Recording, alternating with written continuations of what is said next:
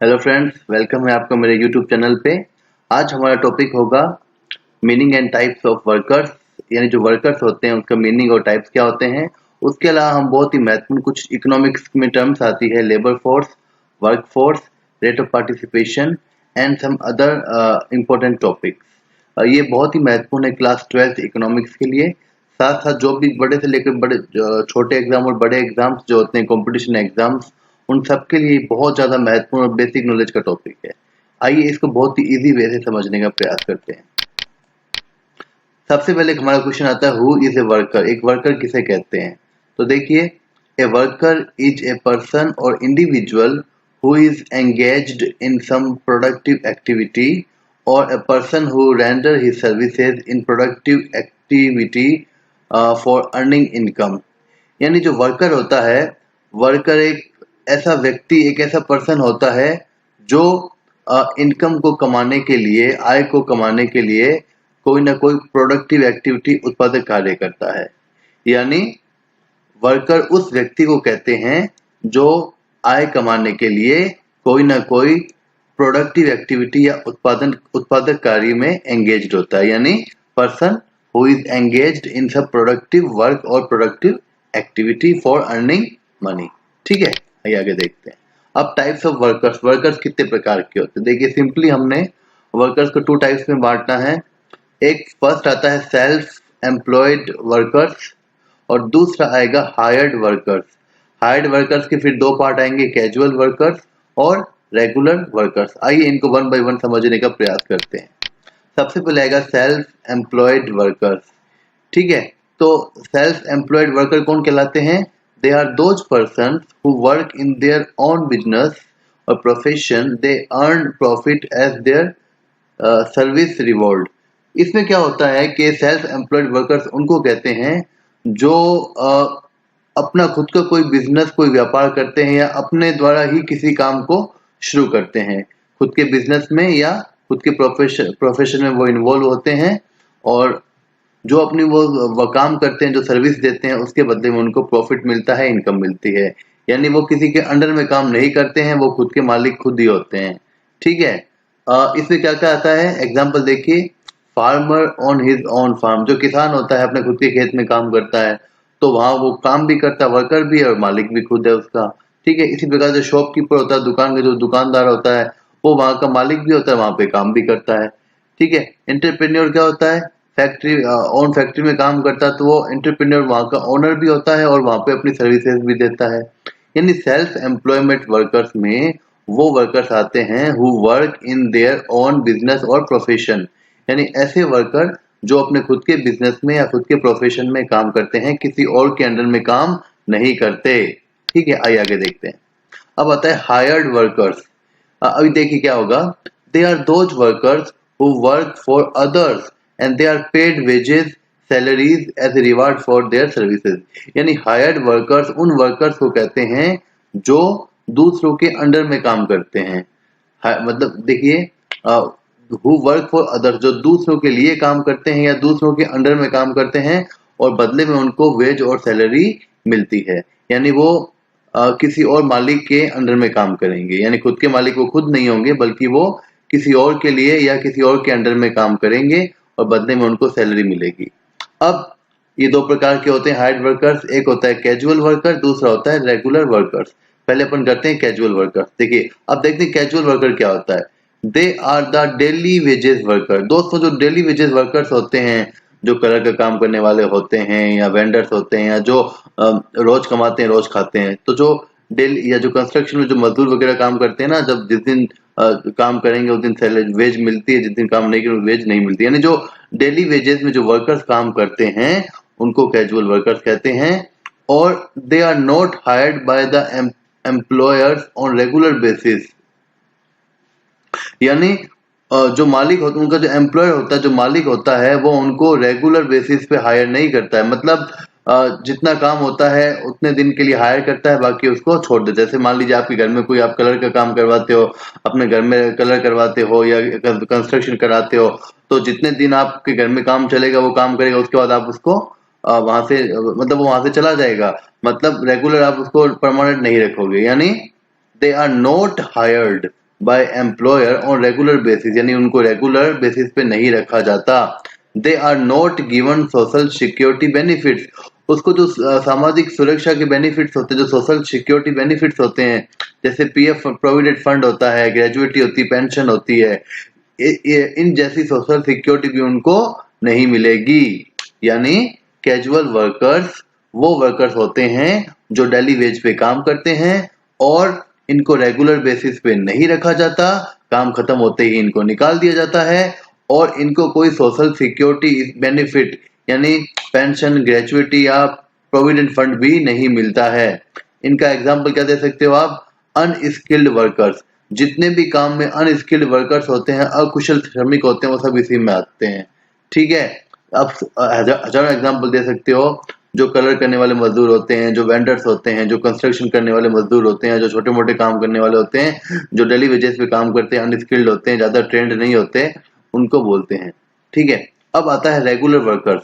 अब regular workers क्या होता है? They are hired on permanent basis. Regular workers वो होते हैं जिनको परमानेंट बेसिस पे जिनको नौकरी दी जाती है और इनको सबसे बड़ी बात देखिए, इनको सोशल सिक्योरिटी बेनिफिट्स जैसे पेंशन, ग्रेजुएटी, पीएफ, ये सब इनकी सबकी सुविधाएं इनको लाभ मिलेगा।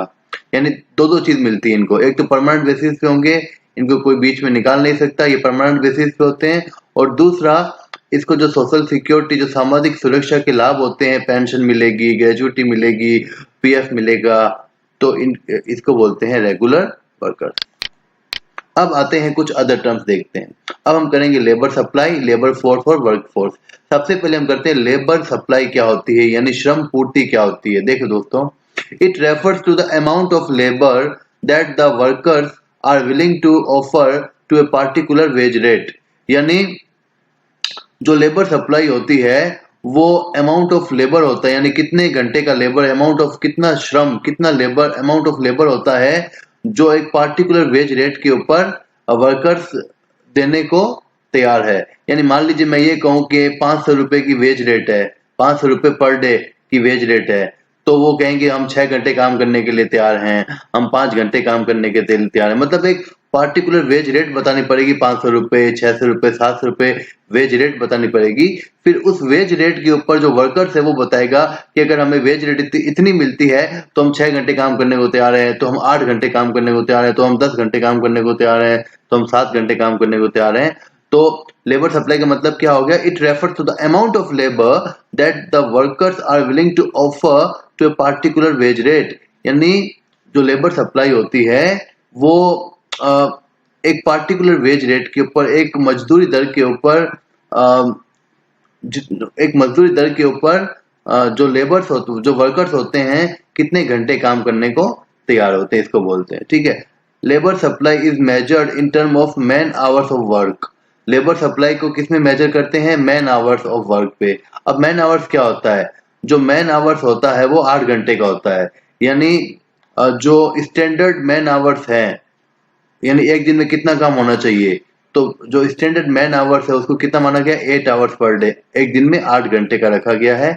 और इसको एक 8 आवर्स का जो ये मैन आवर्स होता है इसको क्या बोलते हैं? 1 मैन डे भी बोलते हैं इसको। And it is related to the wage rate, क्योंकि ये वेज रेट से संबंधित होता है, क्योंकि ये वेज रेट के हिसाब से डिसाइड होता है। जितनी ज्यादा मजदूरी या कम मजदूरी होगी उसके हिसाब से ये जो आवर्स होते हैं ये कम ज्यादा होते रहते हैं। आगे चलते हैं। अब आता है लेबर फोर्स। लेबर फोर्स क्या होती है? It refers to the number of workers actually working and willing to work but not employed. देखो दोस्तों, लेबर फोर्स में दोनों ही प्रकार के वर्कर्स आ जाते हैं। कौन कौन से? एम्प्लॉयड वर्कर्स, यानी जिनको नौकरी, जिनको जॉब मिली हुई है, नौकरी मिली हुई है, plus not employed but willing to work, यानी जो एम्प्लॉयड तो नहीं है लेकिन काम करना चाहते हैं, विलिंग टू वर्क है। यानी लेबर फोर्स के अंदर जो लोग एम्प्लॉयड है वो आते हैं, और जो लोग एम्प्लॉयड नहीं है लेकिन काम करना चाहते हैं, वर्क करना चाहते हैं, उन दोनों का जो सम होता है, जो टोटल होता है, वो होती है लेबर फोर्स। यानी जो जिनको जॉब मिल गई है इसमें वो भी आएंगे, और जिनको जॉब नहीं मिली है लेकिन वो जॉब करना चाहते हैं, इन दोनों का जो जोड़ होता है वो होता है लेबर फोर्स। ठीक है, अब देखिए, it is measured in number of persons not in man days not related to wage rate. इसका जो लेबर फोर्स का संबंध है ये वेज रेट से संबंध नहीं होता है, इसका कोई मजदूरी से इसका कोई संबंध नहीं है कि मजदूरी कितनी मिलती है। इसका संबंध होता है नंबर ऑफ पर्सन से, यानी कितने लोग एम्प्लॉयड है और कितने लोग एम्प्लॉयड नहीं है, इसके नंबर पे डिपेंड करता है। ठीक है, आइए आगे चलते हैं। अब आता है वर्क फोर्स। वर्क फोर्स क्या होती है दोस्तों, देखिए, it refers to the number of person actually working और एम्प्लॉयड। इन सिंपल सी बात है, वर्क फोर्स के अंदर केवल उन्हीं लोगों को शामिल किया जाता है जो एम्प्लॉयड है, जो वर्किंग है, जो एक्चुअल में वर्किंग है, जो काम कर रहे हैं, जिनको जॉब मिली हुई है। यानी वर्क फोर्स के अंदर केवल एम्प्लॉयड वर्कर्स को लेते हैं, या जिनको जो एक्चुअली में वर्किंग कर रहे हैं, जो काम कर रहे हैं, उनको लेते हैं। और जो देखो, it doesn't account who are not employed, यानी जो लोग काम नहीं कर पा रहे हैं, जो लोग एम्प्लॉयड नहीं है, काम करना चाहते हैं लेकिन एम्प्लॉयड नहीं है, अभी तक जॉब नहीं मिली, तो उनको शामिल नहीं करेंगे। वर्क फोर्स के अंदर केवल उन्हीं पर्सन को शामिल करते हैं, केवल उन्हीं वर्कर्स को शामिल करते हैं जो एक्चुअली में वर्किंग कर रहे हैं, जो एम्प्लॉयड है। जो एम्प्लॉयड नहीं है उनको शामिल नहीं करेंगे। आइए देखिए, अब जो वर्क फोर्स का फॉर्मूला क्या बना सकते हो, labour force minus number of persons not working but willing to work. यानी अगर आप लेबर फोर्स में से माइनस कर दोगे अनएम्प्लॉयड व्यक्तियों को, जो वर्किंग नहीं है, एम्प्लॉयड तो नहीं है लेकिन काम करना चाहते हैं, यानी अनएम्प्लॉयड लोगों को माइनस कर दोगे तो क्या आ जाएगी आपकी वर्क फोर्स। यानी work force is equal to labour force minus unemployed person. ठीक है, दूसरी ओर देखिए, अगर आपको नंबर ऑफ अनएम्प्लॉयड पर्सन निकालना हो, यानी अनएम्प्लॉयड लोग कितने, तो आप क्या करोगे, labour force minus work force. कई बार क्या होता है, जैसे कुछ कंपटीशन एग्जाम्स होते हैं, उसमें डाटा गिवन होता है कि भाई लेबर फोर्स इतनी है, वर्क फोर्स इतनी है, तो अनएम्प्लॉयड पर्सन कितने होते हैं। तो अगर आपको ये फॉर्मूले याद होंगे तो बहुत काम आएंगे। ये फॉर्मूले आप मानोगे नहीं कि ये फॉर्मूले यूजीसी नेट में भी आ चुके हैं इकोनॉमिक्स के एग्जाम में, और हम इसको इजी समझ के छोड़ देते हैं, जबकि बहुत महत्वपूर्ण चीजें होती है। यानी नंबर ऑफ अनएम्प्लॉयड पर्सन निकालने के labour force minus work force कर देंगे। ठीक है, आइए आगे चलते हैं। अब आता है rate of unemployment and participation rate. दोस्तों बहुत ही महत्वपूर्ण चीजें देखिए, रेट ऑफ अनएम्प्लॉयमेंट यानी बेरोजगारी की दर, इन दोनों का मैंने फॉर्मूला लिखा है यहाँ पे, बहुत काम का आता है, एग्जाम में आते हैं ये बहुत सारे कॉम्पिटिशन एग्जाम में। रेट ऑफ अनएम्प्लॉयमेंट का फॉर्मूला होता है number of person unemployed divided by size of labour force into 100। यानी अगर आप नंबर ऑफ पर्सन अनएम्प्लॉयड, जो अनएम्प्लॉयड पर्सन है उनके नंबर को डिवाइड करोगे लेबर फोर्स से और फिर मल्टीप्लाई इनटू कर दोगे 100 से, तो क्या आ जाएगी आपकी रेट ऑफ अनएम्प्लॉयड आ जाएगी, अनएम्प्लॉयमेंट बोलते हैं, रेट ऑफ अनएम्प्लॉयमेंट आ जाएगी। ठीक है, ये टाइप गलती से हो गया, रेट ऑफ अनएम्प्लॉयमेंट आएगा यहाँ पे। फिर देखिए पार्टिसिपेशन रेट। पार्टिसिपेशन रेट क्या होती है, इसका फॉर्मूला क्या होगा, total work force divided by total population into 100। यानी अगर आपको पार्टिसिपेशन रेट निकालनी है तो आप क्या करोगे, टोटल वर्क फोर्स को डिवाइड करोगे टोटल पॉपुलेशन से, इनटू करोगे 100, तो क्या आ जाएगी आपकी पार्टिसिपेशन रेट। अब पार्टिसिपेशन रेट होती क्या है, participation rate is the percentage of population actually working. Participation rate हमको ये बताती है कि जो हमारे देश की पॉपुलेशन है, जो देश की संख्या है, जो देश की जनसंख्या है, उसमें से कितने प्रतिशत पॉपुलेशन जो है वो एक्चुअली वर्किंग है, एक्चुअल में जॉब लगी हुई है, एम्प्लॉयड है। ठीक है, आगे देखते हैं। आइए, अब आता है एक टर्म आता है जो कि खास तौर से क्लास 12 के लिए बहुत ही महत्वपूर्ण है। क्या है ये, जॉबलेस ग्रोथ और जॉबलेस डेवलपमेंट। जॉबलेस ग्रोथ किसे कहते हैं, देखिए, it refers to a situation when the level of national income, output and GDP tends to rise due to advanced technology and innovation without any perceptible rise in the level of employment। यानी jobless growth एक ऐसी situation होती है जिसमें किसी देश की national income बढ़ती है, आउटपुट और जीडीपी भी बढ़ते हैं। क्यों बढ़ते हैं, क्योंकि देश में टेक्नोलॉजी इंप्रूव हो जाती है या इनोवेशन होता है। तो अच्छी टेक्नोलॉजी का यूज करने से और इनोवेशन के कारण क्या होती है, देश की जीडीपी, आउटपुट और नेशनल इनकम में बढ़ोतरी होती है। लेकिन जो एम्प्लॉयमेंट है, जो रोजगार है, उसमें कोई प्रत्यक्ष वृद्धि, प्रत्यक्ष राइज नहीं हो पाता। यानी एक तरफ तो देश की नेशनल इनकम, जीडीपी आउटपुट सभी में राइज हो रहा है, इंक्रीज हो रहा है, लेकिन फिर भी देश में बेरोजगारी बढ़ती जा रही है, एम्प्लॉयमेंट बढ़ ही नहीं रहा है। तो इस विरोधाभासी स्थिति को बोलते हैं जॉबलेस ग्रोथ। यानी ग्रोथ हो रहा है, देश का डेवलपमेंट हो रहा है, लेकिन जॉब लेस है, यानी जॉब्स नहीं मिल पा रही है। अब आता है, देखिए दोस्तों, दो टर्म आती है, casualisation and informalisation of workforce. इन दोनों का अंतर हमें जानना बहुत ही जरूरी है। अब कैजुअलाइजेशन ऑफ वर्कफोर्स क्या होता है? It refers to a situation when the percentage of casually hired workers in the total workforce tends to rise over time. यानी जो हमारी वर्कफोर्स है, जो लोग एक्चुअली में एम्प्लॉयड होते हैं, जिनको जॉब मिलती है, तो जो हमारी वर्कफोर्स है, अगर उस वर्कफोर्स में कैजुअली हायर्ड वर्कर्स, यानी जो टेम्परेरी, जो डेली वेजेज वाले लोग होते हैं, या टेम्परेरी वाले लोग, टेम्परेरी वर्कर्स की संख्या जो है, या कैजुअली हायर्ड वर्कर्स की जो संख्या है, वो अगर बढ़ने लग जाती है, तो इसे बोलते हैं कैजुअलाइजेशन ऑफ वर्कफोर्स। यानी हमारी वर्कफोर्स के अंदर कैजुअली हायर्ड वर्कर्स की संख्या का बढ़ना, या डेली वेजेस वर्कर्स का बढ़ जाना, ठीक है, और रेगुलर वालों का कम हो जाना, इसको बोलते हैं कैजुअलाइजेशन ऑफ वर्कफोर्स। अब है इनफॉर्मलाइजेशन ऑफ वर्कफोर्स। ये क्या होता है?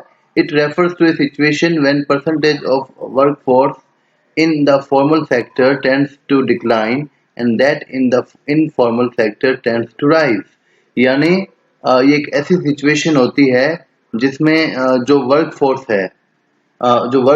है वो फॉर्मल सेक्टर में कम होने लगती है और इनफॉर्मल सेक्टर में बढ़ने लगती है। यानी फॉर्मल सेक्टर वाले जो वर्कर्स होते हैं उनकी संख्या कम होने लग जाती है। अब आइए दोस्तों हम समझते हैं कि भाई फॉर्मल सेक्टर और ये इनफॉर्मल सेक्टर क्या होता है।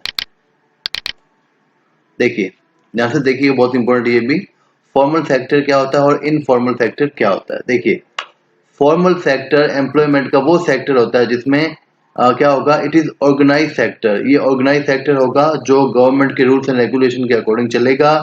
It gives social security benefit to the workers such as provident fund, PF, gratuity, pension etcetera. जो फॉर्मल सेक्टर है उसमें वर्कर्स को सोशल सिक्योरिटी बेनिफिट्स मिलेंगे, जैसे पीएफ, ग्रेजुएटी, पेंशन मिलेगी। दूसरी ओर there are trade unions in this sector. Formal sector के अंदर ट्रेड यूनियंस भी होती है ताकि जो मजदूर वगैरह वर्कर्स हैं उनका एक्सप्लॉयटेशन नहीं हो, तो उनके ट्रेड यूनियंस बना सकते हैं वो लोग। Then it is protected by labour laws. Formal sector के अंदर लेबर लॉ होता है। अगर वर्कर के साथ कोई जागती कोई एक्सपेक्टेशन होता है तो उसके लिए लेबर लॉज बना रखे हैं, कानून बना रखे होते हैं, जिससे जो फैक्ट्री का मालिक होता है उसको हर्जाना भरना पड़ता है। देन नंबर ऑफ लेबर्स 10 और मोर।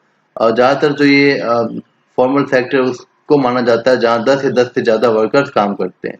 Example, all the government department, जितने भी गवर्नमेंट डिपार्टमेंट है, सरकारी जो विभाग होंगे वो सब इसमें आएंगे। पब्लिक सेक्टर अंडरटेकिंग इसमें आती है, और ऐसे प्राइवेट सेक्टर भी इसमें आते हैं, ऑफिस प्राइवेट वाले, जिसमें 10 से ज़्यादा वर्कर्स काम करते हो। तो फॉर्मल सेक्टर में क्या खूबी लगी आपको? फॉर्मल सेक्टर ऑर्गेनाइज्ड होगा, यानी इसमें रूल्स एंड रेगुलेशन सरकार के काम करेंगे। देन सोशल सिक्योरिटी मिलेगी। देन ट्रेड यूनियंस बना सकते हैं। देन लेबर लॉ का प्रोटेक्शन मिलेगा। और दूसरी ओर देखिए, इनफॉर्मल सेक्टर क्या होगा? इनफॉर्मल सेक्टर के अंदर क्या होगा? ये अनऑर्गेनाइज्ड होगा, यानी रूल्स एंड रेगुलेशन ज्यादा इसमें काम नहीं करेंगे। Then it does not give social security benefits to its workers. इसमें जो वर्कर्स होता है उसको पीएफ, ग्रेजुएटी, पेंशन जैसे सोशल सिक्योरिटी बेनिफिट्स नहीं मिलते हैं। देन इसमें ट्रेड यूनियंस भी नहीं बना सकते। ये लेबर लॉ से भी प्रोटेक्टेड नहीं, यानी अनप्रोटेक्टेड है, इसमें लेबर लॉ काम नहीं करते हैं। इसमें कौन कौन आते हैं? वेंडर्स आते हैं, डेली वेजेस वर्कर्स आते हैं, आर्टिशंस आते हैं। तो जो बहुत ही जो माइग्रेंट्स होते हैं, खास तौर से जो डेली वेजेस पे काम करते हैं, या वेंडर्स होते हैं, इलिटरेट्स होते हैं, आर्टिशंस होते हैं, ये इनफॉर्मल सेक्टर में काम करते हैं। अनऑर्गेनाइज सेक्टर होता है ये, इनको सोशल सिक्योरिटी बेनिफिट्स भी नहीं मिलते, इनका कोई लेबर लॉ या ट्रेड यूनियंस भी नहीं होता, कुल मिला के इनका एक्सप्लॉयटेशन होता है। अब आइए दोस्तों देखते हैं जो हमारे इंडिया देश है हमारा, उसका डाटा क्या कहता है। Rate of participation rate in India.